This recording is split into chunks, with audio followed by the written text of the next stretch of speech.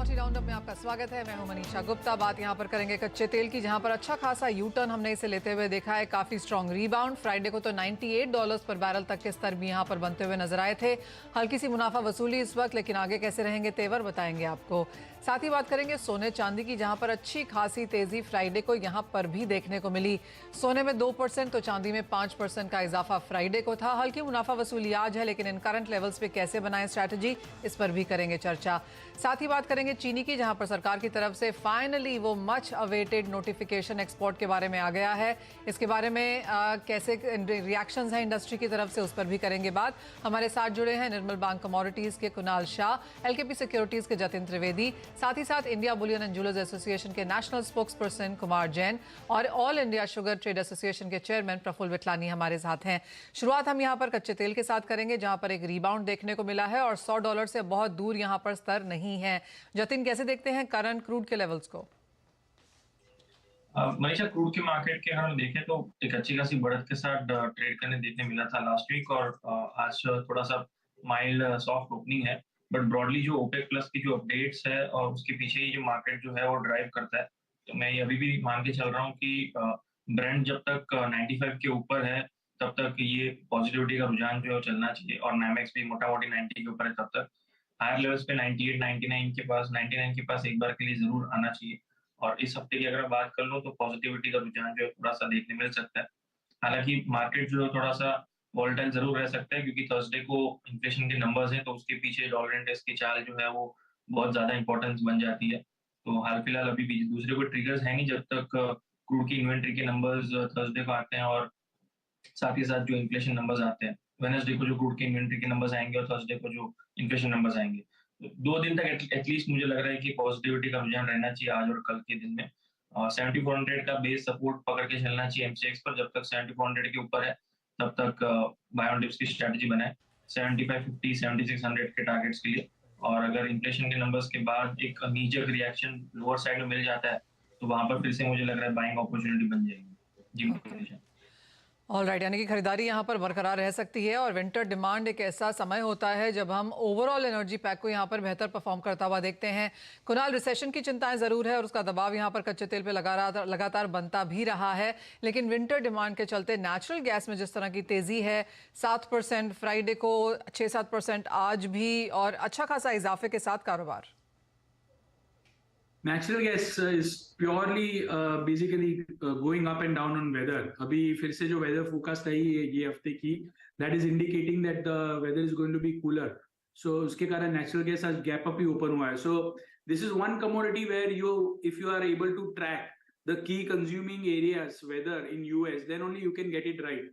अगर आपको जो भी नेचुरल गैस का जो कंजम्पशन जहाँ पे हो रहा है उसका वेदर नहीं मालूम है, तो ऐसे टाइम में ये कमोडिटी में ट्रेड करना बहुत डिफिकल्ट है। एवरी सैटरडे को ये नेक्स्ट वीक की वेदर फोरकास्ट आती है और that is purely driving the natural gas prices. So ये हफ्ते में मुझे लग रहा है कि ऊपर में नेचुरल गैस आपको तेजी का रुझान दिखा सकता है, और 595 तक के लेवल्स ये हफ्ते में टेस्ट करता आपको दिखेगा नेचुरल गैस। ऑलराइट, अच्छी खासी बढ़त की उम्मीद यहाँ पे। और जैसे कहा गया कि एवरी वीकेंड यहाँ पर अगले हफ्ते की जैसे ही फोरकास्ट आएगी उस हिसाब से हम यहाँ पर नेचुरल गैस के प्राइसेस को मूव करता हुआ देखेंगे। लंबी तेजी यहाँ पर है। पिछले हफ्ते हमने 12-15% की बढ़त के बाद आज एक और 10% की तेजी आपकी स्क्रीन पर और खरीदारी की राय फिलहाल आती हुई। तेजी यहाँ पर सोने चांदी में भी देखने को मिली। सोना यहाँ पर $1680 प्रति आउंस के आसपास है, और जहां तक चांदी की बात है भारतीय बाजारों में हमने 60,000 के स्तर यहाँ पर लौटते हुए देखे हैं। कुणाल, बुलिशनेस ऑफ कोर्स आप लोगों ने यहाँ पर बताई ही थी, और आपने चांदी में तो यहाँ पर कहा ही था 5% की बढ़त यहाँ पर फ्राइडे को देखने को मिली है। यहाँ से नियर टर्म में कितनी तेजी? सो ट्रेंड तेजी का ही है, but it is not going to be like a straight line. जैसे 60,000 आया है अभी, तो 60,000 से 65,000 स्ट्रेट लाइन नहीं होने वाले। It is going to be with the volatility. So जब भी थोड़ा बहुत करेक्शन आता है, ट्रेडिंग अपॉर्चुनिटी आती है, वहां पे आप बाई कीजिए। मेरी राय में अभी 55,000 का जो 52 था, अभी 55 का बॉटम है मेरी राय में, और around 58 to 59 is a buying zone. 59 से 58,500 के आसपास आप फिर से बाइंग कर सकते हैं, और ट्रेंड डेफिनेटली ऊपर का है। दिसंबर महीने में जो रेट आएगा उसके बाद फेड का लैंग्वेज थोड़ा कम एग्रेसिव हो जाएगा, ऐसा हमारा मानना है। और चाइना में फिजिकल मार्केट में सिल्वर की बहुत ही रॉबस्ट डिमांड है। सो अभी फिलहाल थोड़ा बहुत डिस्काउंट चल रहा है, but I think demand prospect of silver looks pretty bright as compared to other precious metal, और ट्रेंड तेजी का ही कंटिन्यू रहेगा. सो 59,000 तक अगर चांदी आती है, यहाँ से 1,001 रुपए का करेक्शन आता है, then it is a good buy. थोड़ा बहुत करेक्ट हो सकता है, जो हिसाब से हमने लास्ट फ्राइडे को तेजी देखी थी, 500-600 रुपए नीचे आ सकता है. ऑलरेडी 200 रुपए नीचे है, बट ट्रेंड तेजी का ही है. Okay, between gold and silver, Jatin आपकी यहाँ पर कन्विक्शन कहाँ है और आपकी क्या राय है इस हफ्ते के लिए? दोनों के बीच में अगर एक को चुनना रहेगा तो सिल्वर ही रहेगा फेवरेट, बिकॉज आउट परफॉर्मेंस जो है जब भी बुलियंस मार्केट में अगर तेजी का रहता है तो सिल्वर का ज्यादा रहता है. और यहाँ पर मुझे लग रहा है दोनों ही एसेट्स अच्छे खासे बढ़त के साथ ट्रेड करने में मिलेंगे, लेकिन परसेंटेज वाइज गेन्स जो है वो सिल्वर के अंदर ज्यादा रहेगा. 58 से लेकर 59 मेरा भी एक्यूमुलेशन जोन है, वहां पर स्ट्रॉन्ग बाइंग जो है वो फिर से देखने मिल जाएगी अगर करेक्शन आता है तो. फर्स्ट एंड फॉरमोस्ट 60,500 के ऊपर वापस से एक ब्रेकआउट देखने मिलेगा, फ्रेश ब्रेकआउट. अगर पहले वो लेवल आ जाते हैं, 60,500 का लेवल ब्रीच हो जाता है करेक्शन के पहले, तो भी मैं बाय करने की सलाह दूंगा हायर साइड पर 62,500 के टारगेट्स के लिए. और लोअर साइड अगर पहले आता है 59,000 से लेकर 58 के रेंज में, तभी भी बाय करके चलना है विद स्टॉप लॉस बिलो 57,500. मोटा मोटी 57 के नीचे मैं नहीं देख रहा हूँ सिल्वर के प्राइसेस इस महीने, नवंबर के महीने में. और आगे चलते हुए 62,500, 65,000 ये लेवल्स जो है वो अचीव करते हुए देखने मिल जाएंगे. जी मनीषा. ऑलराइट, यानी 62-65 हज़ार तक के स्तर यहाँ पर चांदी में आसानी से देखने को मिल जाएंगे. तो चांदी क्लियरली अगर आप ट्रेड कर रहे हैं, खरीदारी कर रहे हैं, इन्वेस्ट कर रहे हैं, तो एक बेटर अपॉर्चुनिटी आपके लिए है. और सोना ऑफ कोर्स यहाँ पर तेजी में फिर भी कारोबार करता हुआ नजर आया है. $1,620 प्रति आउंस के लेवल सपोर्टिव रहे हैं, और जो इमीडिएट रेजिस्टेंस मानी जा रही थी 1675-80 के आसपास, वहां पर एक बार हमने प्राइसेस को छूता हुआ जरूर देखा है. लेकिन इससे भी बड़ी बात यह है कि माना यह जा रहा है कि अगले एक महीने में मिड नवंबर से 14 दिसंबर तक भारत में 32 लाख शादियां हैं. एंड ऑफ कोर्स सभी लोग अपने सेक्टर के हिसाब से यहां पर बता रहे हैं कि किस तरह की एक्सपेक्टेशन है बाइंग को, खरीदारी को लेकर. यहां पर कुमार जैन जी हमारे साथ जुड़ चुके हैं. कुमार जी, भावों को लेकर तो हमारे एक्सपर्ट्स ने कहा ही है कि तेजी की एक्सपेक्टेशन है, लेकिन अगर हम 32 लाख शादियों की बात कर रहे हैं आने वाले 1-1.5 महीने में, तो सोने की खरीदारी, सोने की बाइंग फिजिकल मार्केट्स में कैसी रह सकती है? बिल्कुल जबरदस्त बाइंग है. मैंने कई बार आपके चैनल से भी ये बात की है कि जिस तरह हम धनतेरस को हमने काम किया, एक रिकॉर्ड ब्रेक काम किया. 20,000 करोड़ रुपए का सिर्फ मुंबई में सेल था, और 60 टोटल ऑल ओवर बात करें तो 60 अरब डॉलर का जो कोटा था, मतलब इसमें सब इंक्लूसिव है, वो उसमें 200% उसमें राइज आया है. तो उसमें सोना भी एक मुख्य रोल है. और जैसे कि आपने 32 लाख शादियां की, मैंने मेरे माध्यम से कुछ 25 लाख के अंदाज सिर्फ 15 दिसंबर तक शादियां हैं. तो ये सब देखते हुए एक बहुत बड़ा काम हम करेंगे. और वाकई इस समय ऐसा हम सोच रहे हैं कि जो हमने कभी भी नहीं देखा ऐसा काम. और क्योंकि कोरोना के बाद लोगों को एक अच्छा मौका मिला है कूल एकदम छूट के काम करके आने का. मिडिल क्लास वाले भी खरीदारी करे, वेस्टिंग डेस्टिन वेडिंग लोग करवा रहे हैं, वहां भी अरबों रुपए का खर्चा हो रहा है. लोअर क्लास भी करवा रही है, मिडिल क्लास भी करवा रही है, और हायर क्लास तो कर ही रही है. तो ये सब देखते हुए लोगों का एक अच्छा मूड बना हुआ है, और लोग खरीदारी भरपूर कर रहे हैं. हम देख रहे हैं कि तरह तरह की वैरायटी हम स्टॉक में रखे हुए हैं, और हर वैरायटी की डिमांड है. और हर लाइट वेट ज्वेलरी की भी एक अच्छी डिमांड है. छोटे लोग और मिडिल क्लास के लोग गिफ्टिंग वगैरह के लिए कर रहे. लास्ट जो दशहरा से काम शुरू हुआ है, वो आज तक एक लिंक से काम चलता जा रहा है. और कभी भी ऐसा नहीं होता हम लोग रोज शाम को 6, 7, 8 बजे घर पे आ जाते थे, अब रोज 10, 11 बजे तक काम करते हैं. हमारी सब एक्टिविटी बंद है. सुबह मॉर्निंग वॉक में जाना है तो पहले दिमाग में रहता है कि अभी चलो, पहले 9, 9:30 तक शॉप पे पहुंच जाओ. शाम को 9, 10 बजे तक कस्टमर आते, रिक्वेस्ट करते. कल परसों सैटरडे कोई कस्टमर आया, नहीं मेरे को अर्जेंट कोल्हापुर से आया हो, मेरे को 2 बैंगल्स देखनी है, आपके शोरूम में अच्छी वेरायटी है. हमने दिखाया, और वो 2 बैंगल्स की जगह करीबन 200 ग्राम सोना खड़े खड़े लेके निकल गया कि नहीं भाई इनको लेट हो रहा है, और हम फटाफट सिलेक्शन करके निकल जाते.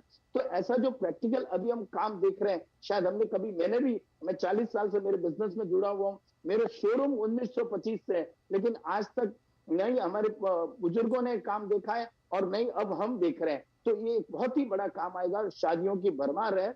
और जैसे कि मैंने कहा कि 200% 60 अरब डॉलर का जो खर्चा होता है, उसमें 200% की राइज आई है. और इससे अर्थतंत्र को भी एक बहुत अच्छा फायदा होगा.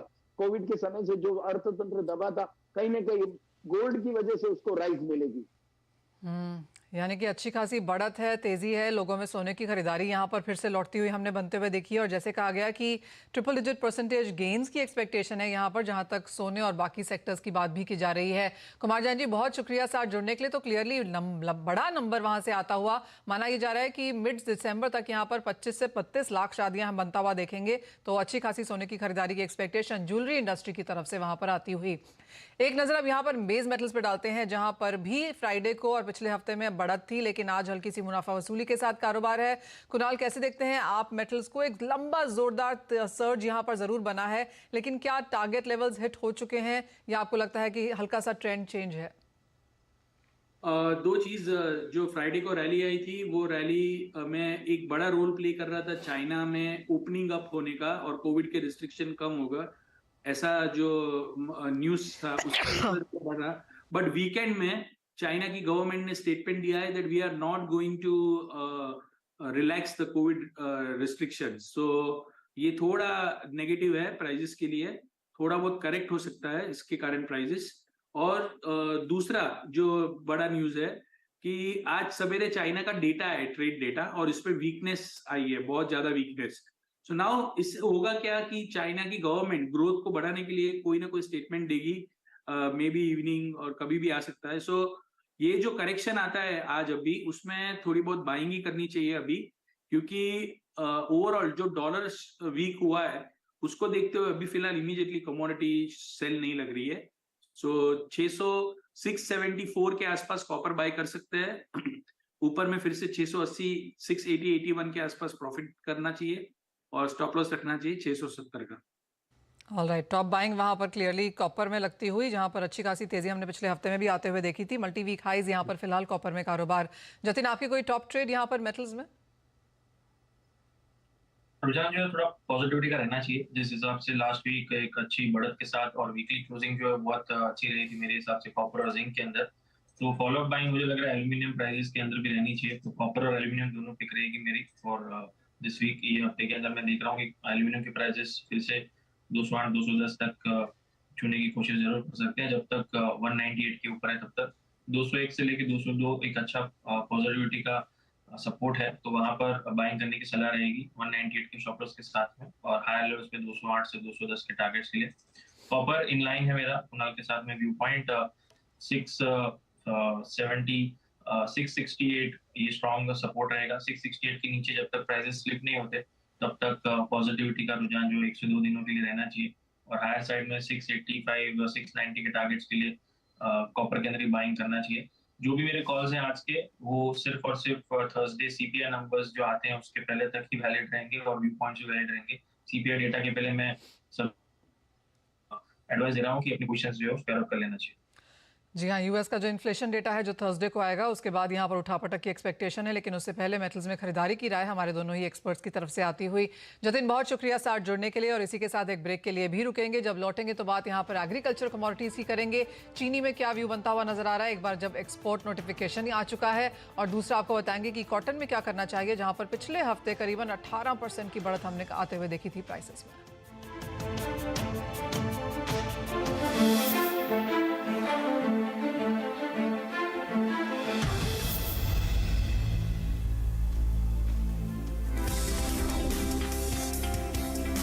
फ्यूचर एक्सप्रेस में आप सभी का स्वागत है। एफएनओ मार्केट का हर एक्शन 2790 से चलकर 3006 के आसपास, अब इसमें 250 अंकों के आसपास का मूव देख चुके हैं। कॉल ऑप्शन ले या पुट ऑप्शन, 17550 का जो कॉल है वो 85 to 90 के आसपास खरीदारी कर सकते हैं। फिलहाल निफ्टी पे वेट एंड वॉच करना चाहिए। जानिए किन स्टॉक्स में होगी आपकी जबरदस्त कमाई।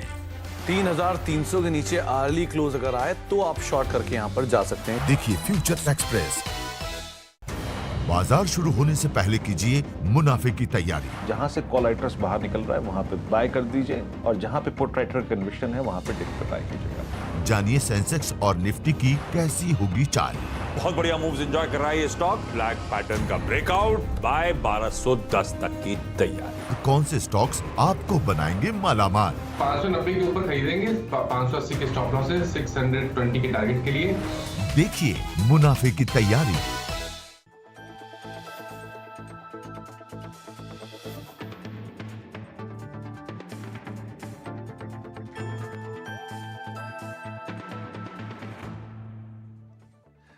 बचाने का हो टेंशन या फिर पेचीदे टैक्स नियमों की उलझन, अटका हो रिफंड या मुश्किल में फंसा हो आपका रिटर्न, हर मुश्किल सवाल का आसान जवाब है टैक्स गुरु, जहां आप ना सिर्फ अपना टैक्स बचाते हैं बल्कि हम टैक्स की उलझनों को सुलझाने के गुर भी आपको सिखाते हैं।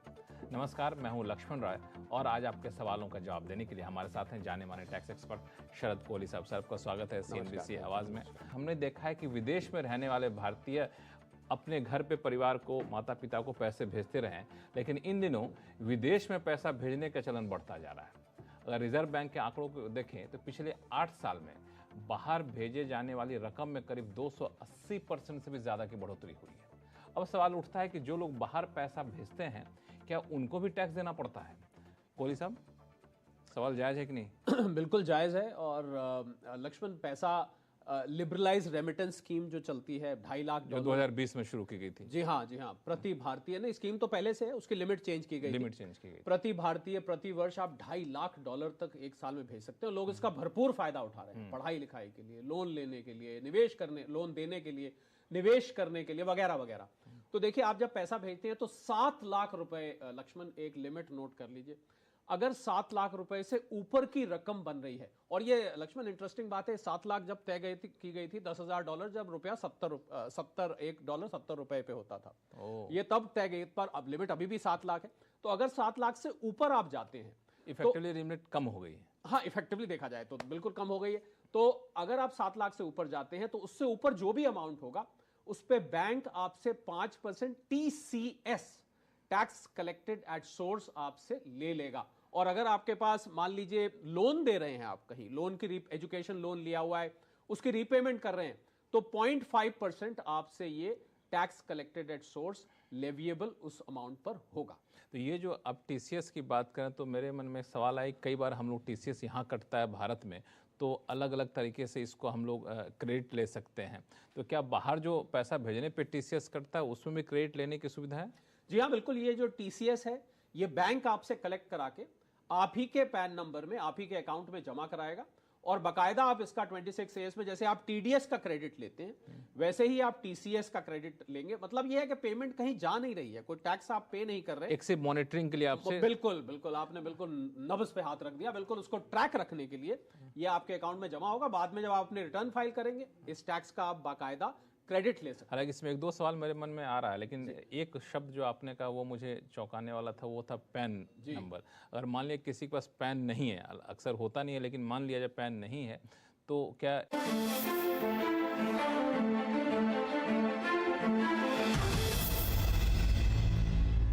आपका स्वागत है और हमारे साथ हम all India sugar trade association के चेयरमैन प्रफुल्ल विटलानी जुड़ रहे हैं। प्रफुल्ल जी, 32 लाख शादियां हैं, सोने में तो अच्छी खासी खरीदारी है। पहले आपसे मांग पे ही बात कर लेते हैं कि आप लोग की क्या तैयारी है, क्या चीनी की मांग भी बढ़ने वाली है? उससे पहले मैं कहूंगा कि गवर्नमेंट के लिए हाँ जी, चाणक्य मूव 2 वर्ड्स। हम लोग एक्सपोर्ट के कोटा क्यों नहीं आ रहा है, क्यों लेट हो रहा है, उसका संशोधन करते रहे थे और बात करते रहते थे। तो ये जो शादियां है या जो डिमांड आने वाली है उस पे सप्लाई भी होनी चाहिए। लगता है वही स्ट्रेटेजी पे उन्होंने काम किया है कि जब हिंदुस्तान की 80% मिले चालू हो जाए और डोमेस्टिक का कोई क्वेश्चन खड़ा न रहे, उसके बाद ही एक्सपोर्ट का कोटा दिया जाए। तो आखिर में डिलीवरी तो हो ही गई। तो नहीं, या जैसे उन्होंने कहा है शादी प्लस, मैं आपको कहूंगा कि चीनी ज्यादा गुजराती और पंजाबी लोग खाते हैं। गुजरात में इलेक्शन है, हाँ, तो हिमाचल में भी है, तो हिमाचल वाले भी चीनी बहुत खाते हैं। और प्लस क्या होता है कि ये सीजन जो है विंटर की, इसमें आइसक्रीम और जो कोल्ड ड्रिंक्स की खपत कम होती है, पर दिन में चाय कॉफी ज्यादा पी जाती है और उसमें शुगर का कंजप्शन बढ़ जाता है। तो बेसिक वो देखते हुए और जिस तरह से हम लोग FMCG के भी रिजल्ट्स देख रहे हैं जी, कंज्यूमर्स बाइंग, जैसे ब्रिटानिया का रिजल्ट आया, ITC की FMCG का देखिए, तो उनमें उसमें भी काफी डिमांड है। यानी एक रिवेंज ऑफ कोविड करके जो है, लोग चीनी का जो है ये बार काफी अच्छा ये रहेगा। और गवर्नमेंट ने जो सब चीज ने इन्फ्लेशन में पार्ट लिया था पर चीनी ने नहीं लिया था, तो कोटा भी इतना रीजनेबल 22 लाख टन का दिया है। कि जिससे प्राइस भी मेंटेन होंगे, कंज्यूमर पे बोझ भी नहीं आएगा और इंडस्ट्री को लॉस भी नहीं होगी। ऑलराइट, आप फाइनल जो हमने एक्सपोर्ट नंबर्स आते हुए देखे हैं इंडस्ट्री के एक्सपेक्टेशन के हिसाब से ही हैं 6 मिलियन टन की तरफ से। जो बात हुई है कोटा की जो कि ट्रांसफरेबल है, जो निटिग्रिटीज़ हैं, जो डिटेलिंग है इस नोटिफिकेशन में, उसे आप कैसे रीड करते हैं और आपके टॉप की हाईलाइट्स टॉप की टेक अवेज क्या होंगे? टॉप की अवे यही है कि 60 लाख टन चीनी बाहर जाने वाली है जी। एबीसी से जाएगी या XYZ से। तो जब विन विन सिचुएशन है तो छोटी बातें प्लस माइनस होती रहती है, उससे कोई गिला शिकवा भी नहीं है और कोई खुशी भी नहीं है। पर हाँ, एक खुशी बहुत जोरदार है कि ये हमारे पास शुगर इंडस्ट्री के लिए शायद दूसरा साल ये ऐसा होगा कंसेक्यूटिवली कि 1 अक्टूबर 2023 में रिक्वायर्ड ओपनिंग स्टॉक ही रहेगा और इन्वेंटरीज का बोझा नहीं रहेगा और सब शुगर इंडस्ट्रीज के जो फाइनेंस कॉस्ट है वो नीचे आएगी क्योंकि इथेनॉल की भी प्राइस बढ़ाई गई है। ओवरऑल ऑलराउंडर विराट कोहली के माफिक इंडस्ट्री खेल रही है। ऑलराइट, आज और भी चीनी कंज्यूम होने वाली है क्योंकि कुणाल का बर्थडे है। कुणाल, आप कितनी चीनी खाने वाले हैं? और जैसे मिथलानी जी ने कहा कि गुजराती पंजाबी बहुत चीनी खाते हैं, तो आप कितनी चीनी खाएंगे आज? Thank you very much.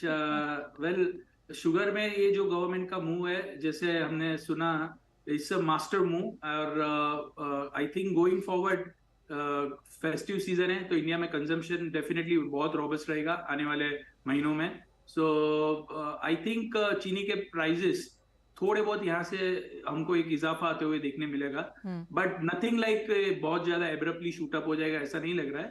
But definitely we are going to expect another 5 to 8% upside in sugar prices. Prafull Vithlani ji, आपको क्या लगता है चीनी के प्राइसेस कैसे मूव करेंगे? क्योंकि जिस तरह से बात की जा रही है कि यहाँ 6 मिलियन टन तो चीनी एक्सपोर्ट होनी ही है, क्या फायदा है उसमें? क्योंकि इंटरनेशनल मार्केट्स में चीनी के भावों में बहुत ज्यादा वॉलेटाइल मूव्स देखने को मिले। मार्केट के हिसाब से पहले तो कुणाल भाई हैप्पी बर्थडे आपको, और दूसरी बात ये है कि ये डोमेस्टिक प्राइसेस जो है वो बढ़ने की उम्मीद कम दिख रही है।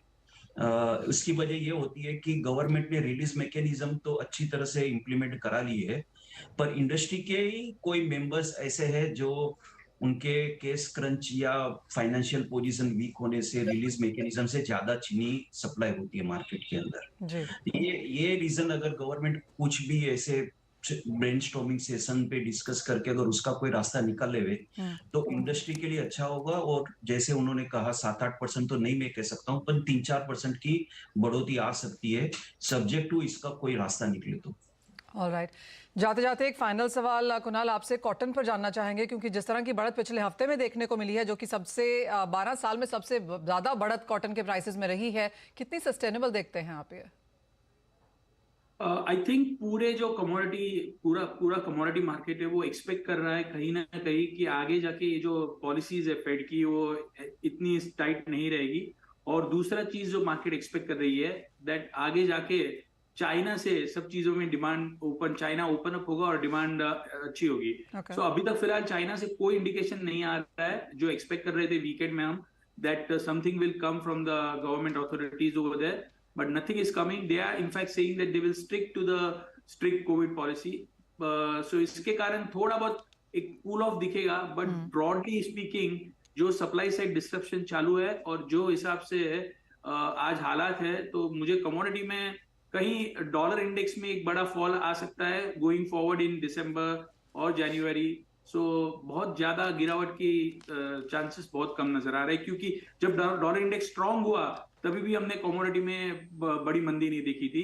कॉटन हर एक commodity international commodity stand still हो गई थी। अभी यहाँ से अगर डॉलर इंडेक्स कूल ऑफ होता है तो थोड़ा बहुत तेजी का रुझान देखने मिलेगा। कॉटन के प्राइसेस जो अराउंड 31,800 के आसपास ट्रेड कर रहे हैं, वो मुझे लग रहा है 33,500 तक जा सकते हैं। ओके, एक बहुत वैलिड पॉइंट कि जी हाँ, तेजी यहाँ पर कमोडिटीज में बरकरार रह सकती है और धीरे धीरे काफी सारी चीजें ऐसी हैं जो टर्न अराउंड होते हुए नजर आ रही हैं, जो कमोडिटीज को यहाँ पर सपोर्ट भी कर सकती हैं। तो ये तो बात हुई कमोडिटीज की। बहुत शुक्रिया प्रफुल्ल विठलानी जी साथ जुड़ने के लिए। कुणाल, आपको बर्थडे विशेष एक बार फिर, आपका दिन काफी अच्छा जाए और साल भी। इसी के साथ मुझे भी दीजिए इजाजत। हाँ, आप बने रहिए हमारे साथ। सुमित मेहरोत्रा जुड़ेंगे ब्रेक के बाद इक्विटी के सब एक्शन के साथ।